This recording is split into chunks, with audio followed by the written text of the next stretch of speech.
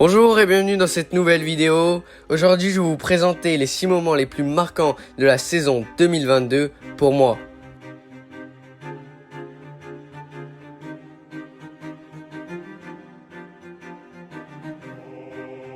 Le sprint, maintenant à l'extérieur, il fait un petit peu plus de chemin, mais il passe devant. Il va le faire, Thibaut. Il va aller chercher cette victoire. Il va aller chercher cette victoire après laquelle il courait depuis déjà hier. Et bien voilà, ça y est, c'est fait. Plus de 1000 jours après son dernier succès au Tourmalet. Nous sommes au mois d'avril sur l'avant-dernière étape du Tour des Alpes. Thibaut Pinot, échappé, est pas loin de renouer avec la victoire. Malheureusement, Miguel Lantrell le rattrapera à seulement 1 km de l'arrivée. Mais lors de la dernière étape de montagne, la dernière étape tout court de ce Tour des Alpes, une course que Thibaut Pinot aime très particulièrement, le franc-comtois s'échappa une nouvelle fois. Il réussit à partir à 2 avec David de la Cruz. Et dans la dernière difficulté de la journée, il lâcha l'Espagnol.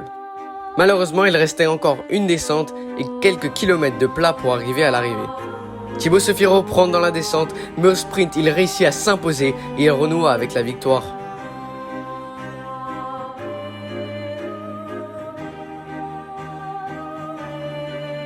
Loin, Jay Hindley qui résiste avec Richard Carapaz et Robin Bardet à sa droite. Jay Hindley, Carapaz ou Bardet qui va s'imposer. Oh, ça va jouer dans les 10 derniers mètres. Hindley, Carapaz ou Bardet sur la ligne, on lance le vélo. Lors de la deuxième semaine du Giro d'Italia, Romain Bardet est en position de le remporter. Il est le premier Français depuis un certain temps à être dans une si bonne position pour remporter un grand tour. Il est le mieux placé des favoris au classement général derrière Juan Pedro Lopez. Il a bien résisté à l'étape du Blockhouse et est en bonne position. Malheureusement, lors de l'étape de San Remo à Cuneo, il abandonna la course après quelques kilomètres parcourus. Il était ce jour-là victime de problèmes gastriques depuis la veille.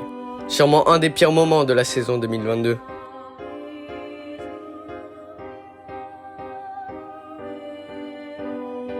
Encore, c'est gagné pour le Belge. 7e étape remportée par Wout van Aert sur le Tour de France ici à Calais. Wout van Aert et maillot jaune. Nous sommes sur la 4e étape du Tour de France. Une étape assez vallonnée qui arrive à Calais. Et le Belge attaque dans la dernière difficulté. Et après un raid solitaire de 10 km, il s'impose au terme d'une échappée magistrale. Ce jour-là reste un jour inoubliable de cette saison 2022. En quelques secondes, je vous parle de Meltonic, avec qui nous avons pu réaliser un jeu concours sur Instagram. Tout type de produits énergisants au miel. Vraiment de très bons produits et n'hésitez pas à aller participer au jeu concours Instagram qui se termine mercredi prochain.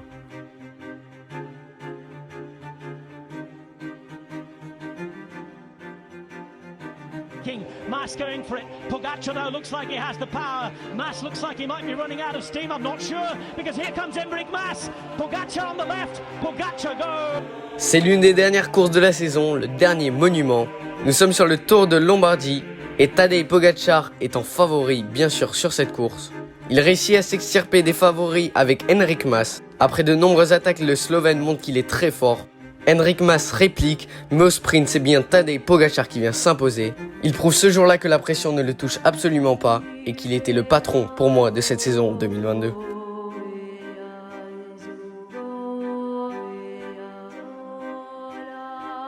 Remco Evenepoel, champion du monde 2022, il succède à Julien Alaphilippe.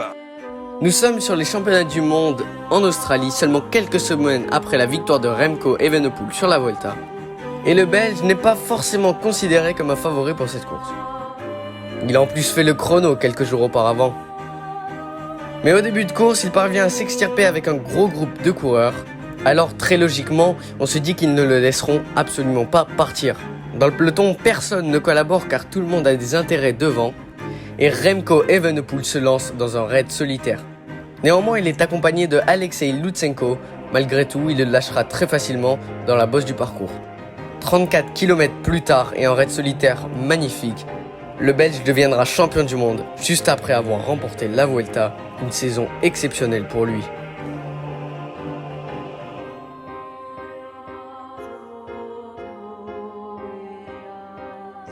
Quelle fille belle cette étape. Et c'est Jonas Vingegaard qui la gagne en solitaire avec le maillot jaune en prime.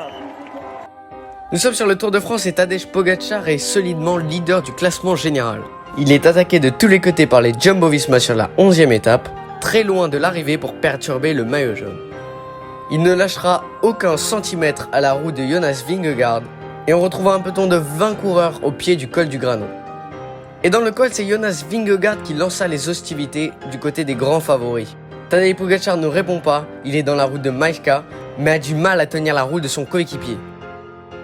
Jonas Vingegaard, lui, est dans le jour de sa vie, il accélère et reprend tous ses adversaires un par un. Il ira s'imposer avec plus de 2 minutes d'avance sur Tadej Pogačar au sommet du col du Granon. Il s'emparera du maillot jaune et il remportera le Tour de France sûrement sur ce jour-là. Pour moi, ce moment est le plus extraordinaire de la saison parce que Jonas Vingegaard a réussi à surprendre tout le monde et il a prouvé que sur ce Tour de France, il était tout simplement plus fort. Tout le monde voyait Tadej Pogačar surpuissant et déjà vainqueur de son 3e Tour de France. Mais le collectif de la Jumbo-Visma fut tout simplement plus fort. Et voilà, en tout cas, c'est déjà la fin de cette vidéo. J'espère qu'elle vous aura plu. Je vous rappelle que ce n'est que mon avis et n'hésitez pas, vous, à me dire votre classement en commentaire. Et j'ai plus qu'à vous donner rendez-vous très prochainement dans une nouvelle vidéo. Et d'ici là, portez-vous bien, c'est le plus important. Ciao!